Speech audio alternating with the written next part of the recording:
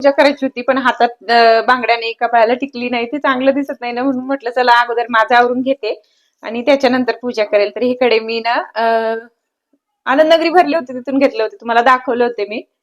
या साडीवर बरोबर मॅच झाले तर मी तेच घातले. आता हिरवा चुडा घालतात चांगलं असतं पण आता मी हिकडेच घालतीये, त्याच्यावर खूप छान ते दिसत होते म्हणून.